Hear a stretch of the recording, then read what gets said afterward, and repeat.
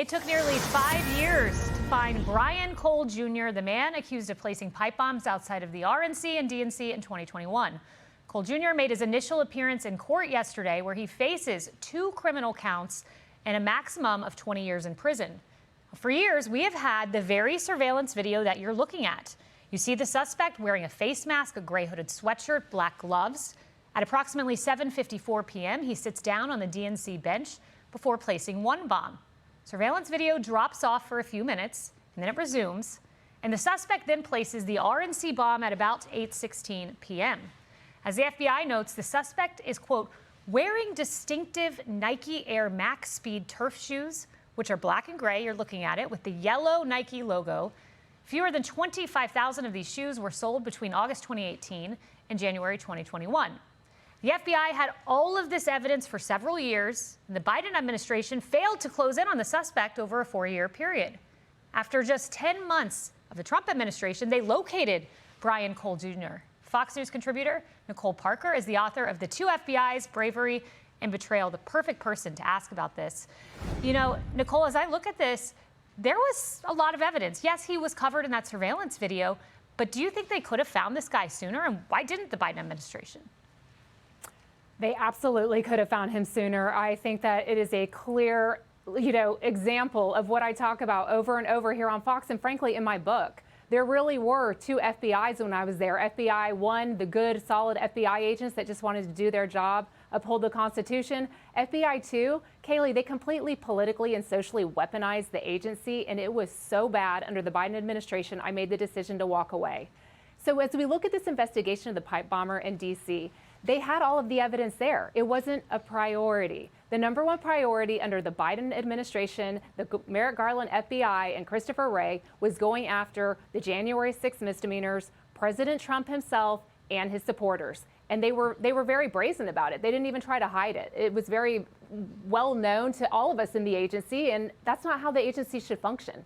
Let me tell you that I was involved on the 2018 Cesar Sayoc pipe bomb case. I'm sure many Americans remember it. This individual sent over a dozen pipe bombs to very high-level Democrats. It caused the evacuation of the Time Warner building in New York. It was very egregious. It was awful.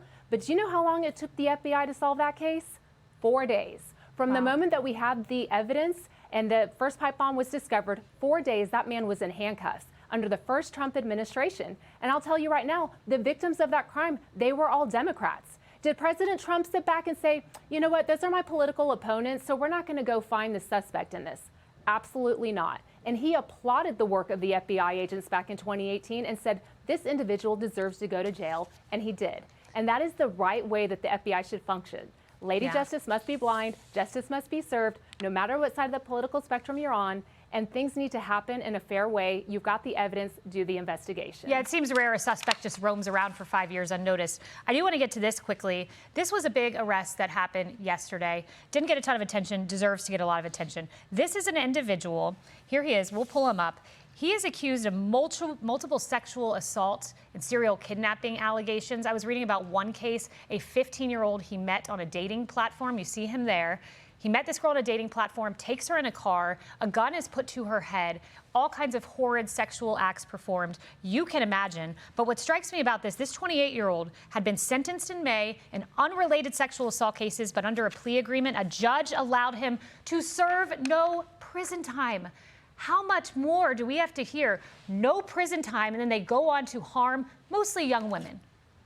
It's absolutely despicable and disgusting. I worked multiple sexual assault of minors and adult cases. This is not tolerable, and thank goodness you have Attorney General Pam Bondi in there who said this will not happen. Again, a perfect example. The feds under her jurisdiction received the information on December 3rd about all of these crimes that this individual from Somalia had committed in the United States.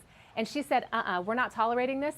The next day, Kayleigh, criminal complaint, charges coming down, and I believe that there will be more to follow. This person should never see the light of day outside of a prison cell ever again for these egregious crimes. He was holding women at gunpoint, minors, gang raping them. This is despicable and disgusting. The soft on crime policies in these liberal cities, they do not work. And if you're a judge, a prosecutor, or anyone in an elected position, and you are not, your number one priority is not to protect your constituents, I don't know why you're there. It's disgusting. Yeah, Attorney General Pam Bondi protecting young women across the country with arrests like these. Nicole Parker, thank you for joining us. Thank you. Hey everyone, I'm Emily Campagno. Catch me and my co-hosts Harris Faulkner and Kaylee McEnany on Outnumbered every weekday at 12 p.m. Eastern, or set your DVR. Also, don't forget to subscribe to the Fox News YouTube page for daily highlights.